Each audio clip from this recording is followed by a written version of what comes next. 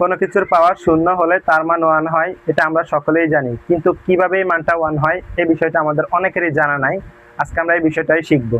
দেখো আমি লিখছি a to the power 0 equal 1। এখানে কিভাবে এই মানটা 1 হয় আজকে আমরা এটাই দেখব।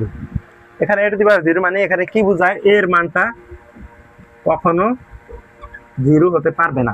a is not equal to 0, এর পাওয়ার 0 কিন্তু এর মানটা কখনো এখানে 0 হতে পারবে না।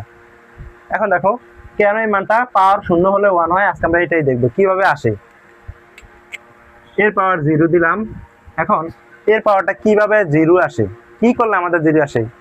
কোনো কিছু থেকে, কোনো একই জিনিস থেকে একই জিনিস যদি আমরা বাদ দিই, অর্থাৎ দেখো যদি আমরা m থেকে m বাদ দিই তাহলে তো আমাদের শূন্য আসে। যে আমরা এই m থেকে m কে বাদ দিই তাহলে আমাদের 0 আসে। এখন যদি আমরা জানি সূচকের ক্ষেত্রে ভাগাকারে থাকলে পাওয়ারগুলো কি হয়, বিয়োগ হয়। সূচকের ক্ষেত্রে ভাগাকারে থাকলে পাওয়ারগুলো বিয়োগ হয়, আবার বিয়োগ আকারে থাকলে আমাদের কি করতে পারি, আমরা ভাগ করতে পারি। এখন দেখো এখানে বিয়োগ আকারে আসছে, তাহলে আমরা কিভাবে লিখতে পারি, a to the power m, a to the power m।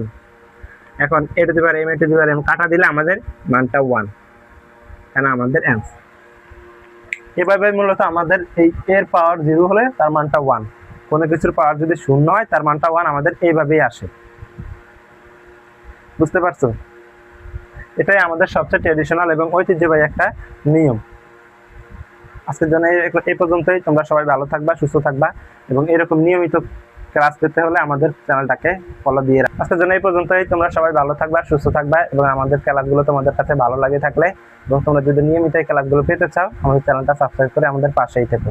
ধন্যবাদ।